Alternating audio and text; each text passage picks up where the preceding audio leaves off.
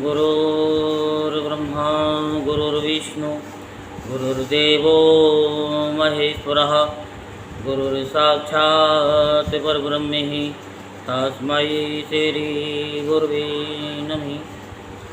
ॐ गजाननं भूतगणाधिसेवितं कपितजम्बुफलचारुभक्षणं उमासुतं कौशिकनाशिकारिकं नमामि विघ्नेश्वरपादपङ्कजं।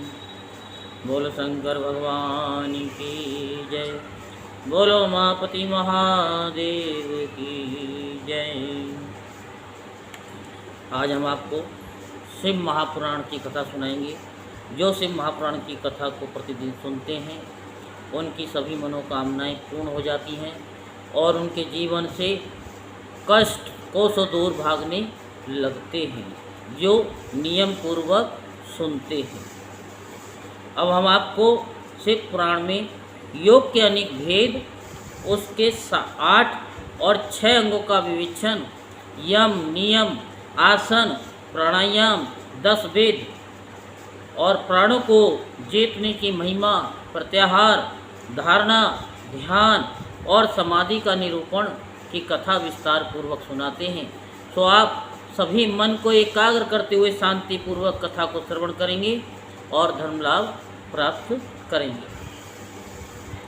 श्री कृष्ण ने कहा कि भगवान, आपने ज्ञान, क्रिया और चर्या का संक्षिप्त सार उद्धृत करके मुझे सुनाया है।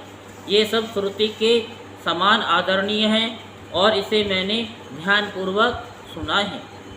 अब मैं अधिकार, अंग, विधि और प्रयोजन सहित परम दुर्लभ योग का वर्णन सुनना चाहता हूँ।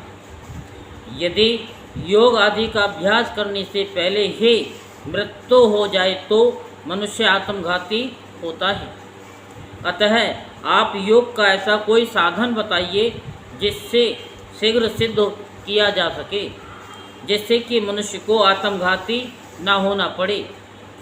योग का वह अनुष्ठान, उसका कारण, उसके लिए उपयुक्त समय, साधन तथा उसके भेदों का तारतम्य क्या है। उपमन्यु बोले, श्री कृष्ण, तुम सब प्रश्नों के तारतम्य के ज्ञाता हो। तुम्हारा ये प्रश्न बहुत ही उचित है, इसलिए मैं इन सब बातों पर क्रम से प्रकाश डालूंगा। तुम एकाग्रचित्त होकर के सुनो। जिसकी दूसरी वृत्तियों का निरोध हो गया है, ऐसे चित्त की भगवान शिव में जो निश्चल वृत्ति है, उसी को संक्षेप से योग कहा गया है। यह योग 5 प्रकार का है: मंत्र योग, स्पर्श योग, भाव योग, अभाव योग और महायोग। मंत्र जप के अभ्यासवश मंत्र के वाच्यार्थ में स्थित हुई विक्षेप रहित जो मन की वृत्ति है, उसका नाम मंत्र योग है। मन की वही वृत्ति जब प्राणायाम की प्रधानता दें तो उसका नाम स्पर्श योग होता है।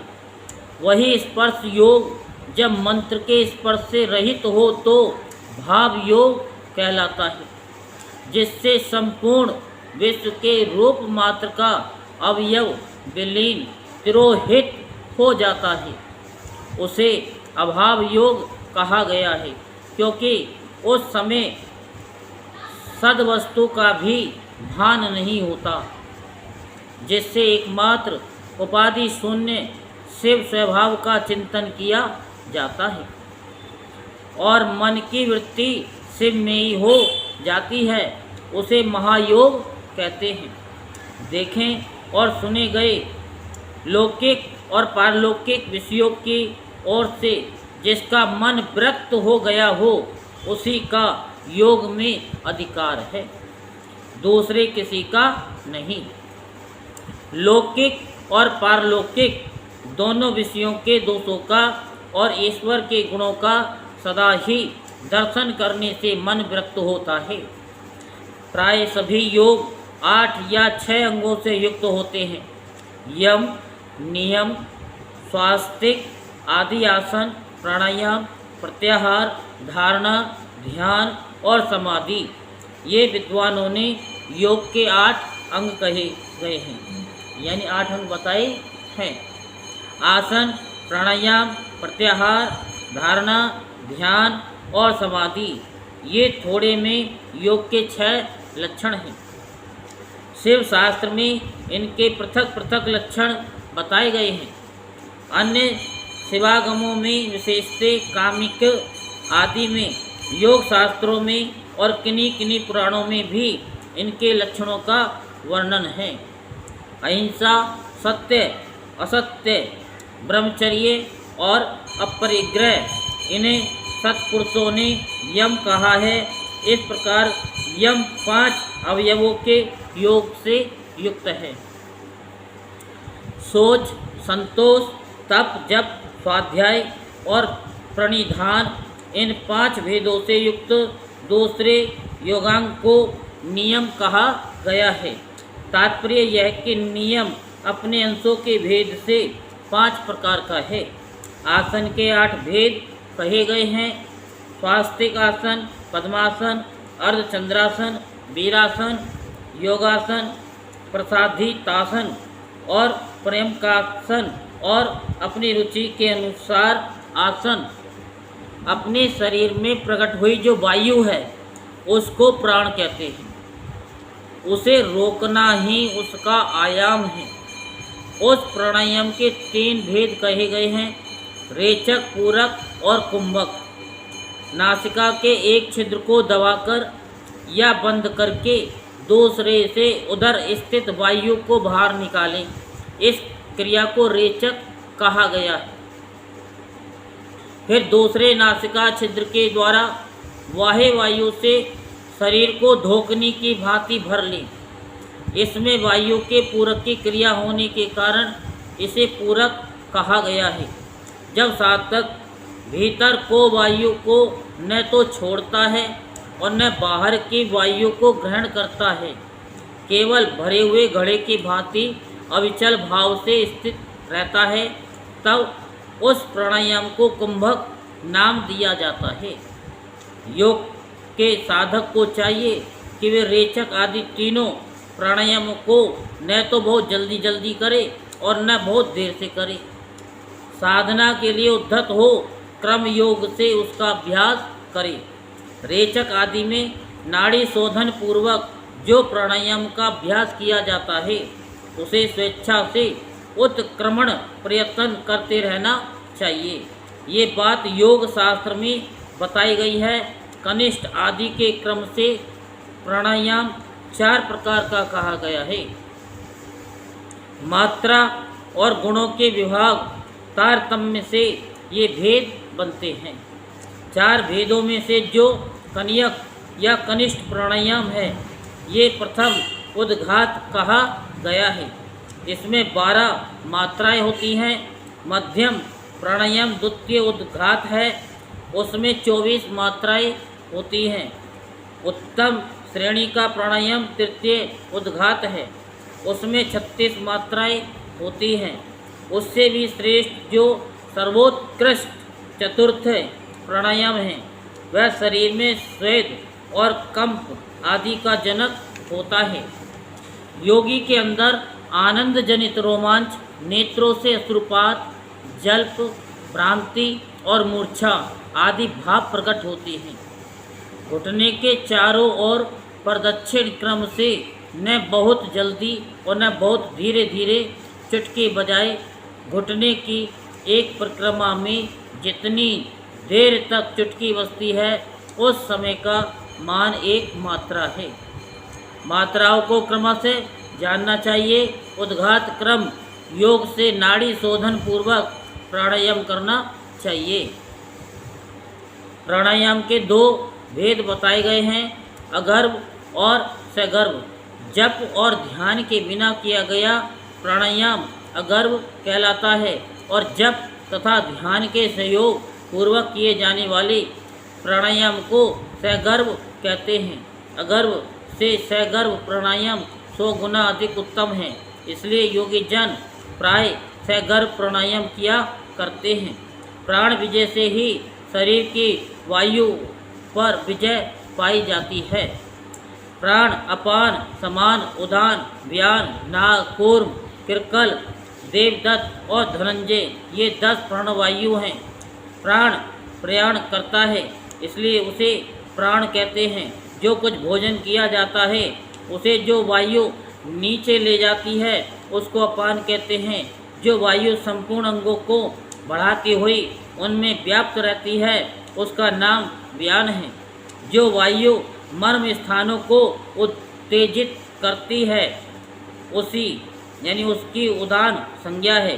जो वायु सब अंगों को समभाव से ले चलती है वह अपनी उस सम नयन रूप कर्म से समान कहलाती है। मुख से कुछ उगलने में कारणभूत वायु को नाग कहा गया है। आँख खोलने के व्यापार में कूर्म नामक वायु की स्थिति है। छींक में किरकल और जवाई में देवदत्त नामक वायु की स्थिति है। धनंजय नामक वायु संपूर्ण शरीर में व्याप्त रहती है, वह मृतक शरीर को भी नहीं छोड़ती। क्रम से अभ्यास में लाया हुआ ये प्राणायाम जब उचित प्रमाण या मात्रा से युक्त हो जाता है तब वह कर्ता के सारे दोषों को दग्ध कर देता है और उसके शरीर की रक्षा करता है। प्राण पर विजय प्राप्त हो जाए तो उससे प्रकट होने वाले चिन्हों को अच्छी तरह देखें। पहली बात ये होती है कि विष्ठा, मूत्र और कफ की मात्रा घटने लगती है, अधिक भोजन करने की शक्ति हो जाती है और विलंब से सांस चलती है। शरीर में हल्कापन आता है, शीघ्र चलने की शक्ति प्रकट होती है, हृदय में उत्साह बढ़ता है, स्वर में मिठास आती है, समस्त रोगों का नाश हो जाता है, बल, तेज और सौंदर्य की वृद्धि होती है। धृति, मेधा, युवापन, स्थिरता और प्रसन्नता आती है। तब प्रायश्चित, यज्ञ, दान और व्रत आदि जितने भी साधन हैं ये प्राणायाम की 16वीं कला के बराबर भी नहीं है। अपने अपने विषय में आसक्त हुई इंद्रियों को वहाँ से हटाकर जो अपने भीतर निगृहित करता है उस साधना को प्रत्याहार कहते हैं। मन और इंद्रियां ही मनुष्य को स्वर्ग तथा नरक में ले जाने वाली है। यदि उन्हें बस में रखा जाए तो वे स्वर्ग की प्राप्ति कराती है और विषयों की ओर खुली छोड़ दिया जाए तो वे नरक में डालने वाली होती है। इसलिए सुख की इच्छा रखने वाले बुद्धिमान पुरुष को चाहिए कि वह ज्ञान वैराग्य का आश्रय ले इंद्रिय रूपी अश्वों को शीघ्र ही काबू में करके स्वयं ही आत्मा का उद्धार करे। चित्त को किसी स्थान विशेष में बांधना, किसी ध्येय विशेष में स्थिर करना, यही संक्षेप से धारणा का स्वरूप है। एकमात्र शिव ही स्थान है, दूसरा नहीं, क्योंकि दूसरे स्थानों में त्रिविध दोष विद्यमान हैं। किसी नियमित काल तक स्थान स्वरूप शिव में स्थापित हुआ मन जब लक्ष्य से च्युत न हो तो धारणा की सिद्धि समझना चाहिए, अन्यथा नहीं। मन पहले धारणा से ही स्थिर होता है, इसलिए धारणा के अभ्यास से मन को धीर बनाएं। अब ध्यान की व्याख्या करते हैं। ध्यान में ध्येय, चिंतायाम ये धातु मानी गई है। इसी धातु से लयुट प्रत्यय करने पर ध्यान की सिद्धि होती है। अतः विक्षेप रहित चित्त से जो शिव का बारंबार चिंतन किया जाता है उसी का नाम ध्यान है। ध्येय में स्थित हुए चित्त की जो ध्येयाकार वृत्ति होती है और बीच में दूसरी वृत्ति अंतर नहीं डालती, उस ध्येयकार वृत्ति का प्रभाव रूप से बना रहता है, ध्यान कहलाता है। दूसरी सब वस्तुओं को छोड़कर केवल कल्याणकारी परम देव देवेश्वर शिव का ही ध्यान करना चाहिए। वे ही सब के परम ध्येय हैं। यह अथर्ववेद की श्रुति का अंतिम निर्णय है। इसी प्रकार शिवा देवी भी परम ध्येय है। ये दोनों शिवा और शिव संपूर्ण भूतों में व्यापक है। श्रुति, स्मृति एवं शास्त्रों से ये जो सुना गया है कि शिवा और शिव सर्वव्यापक, सर्वदा उदित, सर्वज्ञ एवं नाना रूपों में निरंतर ध्यान करने योग्य है। इस ध्यान के दो प्रयोजन जानने चाहिए। पहला है मोक्ष और दूसरा प्रयोजन है अणिमा आदि सिद्धियों की उपलब्धि। ध्याता, ध्यान ध्येय और ध्यान प्रयोजन, इन चारों को अच्छी तरह जानकर योगवेता पुरुष योग का अभ्यास करे। जो ज्ञान और वैराग्य से संपन्न, श्रद्धालु, क्षमाशील, ममता रहित तथा सदा उत्साह रखने वाला है, ऐसा ही पुरुष ध्याता कहा गया है। अर्थात वही ध्यान करने में सफल हो सकता है। साधक को चाहिए कि वह जप से थकने पर फिर ध्यान करे और ध्यान से थक जाने पर पुनः जप करे। इस तरह जप और ध्यान में लगे हुए पुरुष का योग जल्दी सिद्ध होता है। 12 प्राणायामों की एक धारणा होती है, 12 धारणाओं का ध्यान होता है और 12 ध्यान की एक समाधि कही गई है। समाधि को योग का अंतिम अंग कहा गया है। समाधि से सर्वत्र बुद्धि का प्रकाश फैलता है। जिस ध्यान में केवल ध्येय ही अर्थ रूप से भासता है, ध्याता निश्चल महासागर के समान स्थिर भाव से स्थित रहता है और ध्यान स्वरूप से शून्य सा हो जाता है, उसे समाधि कहते हैं। जो योगी ध्येय में चित्त को लगाकर सुस्थिर भाव से उसे देखता है और बुझे हुए आग के समान शांत रहता है, वह समाधिस्थ कहलाता है। वह न तो सुनता है, न सूंघता है, न बोलता है, न देखता है, न स्पर्श का अनुभव करता है, न मन से संकल्प विकल्प करता है, न उसमें अभिमान की वृत्ति का उदय होता है और न वह बुद्धि के द्वारा ही कुछ समझता है, केवल काष्ठ की भांति स्थित रहता है। इस तरह शिव में लीन चित्त हुए योगी को यहाँ समाधिस्थ कहा जाता है। जैसे वायु रहित स्थान में रखा हुआ दीपक कभी हिलता नहीं, निस्पंद बना रहता, उसी तरह समाधि निष्ठ शुद्ध चित्त योगी भी उस समाधि से कभी विचलित नहीं होता, सो स्थिर भाव से स्थिर रहता है। इस प्रकार उत्तम योग का अभ्यास करने वाले योगी के सारे अंतराय शीघ्र नष्ट हो जाते हैं और संपूर्ण विघ्न भी धीरे धीरे दूर हो जाते हैं। बोलो शंकर भगवान की जय। हर हर महादेव, हर हर महादेव, हर हर महादेव, हर हर महादेव, हर हर महादेव, हर हर महादेव।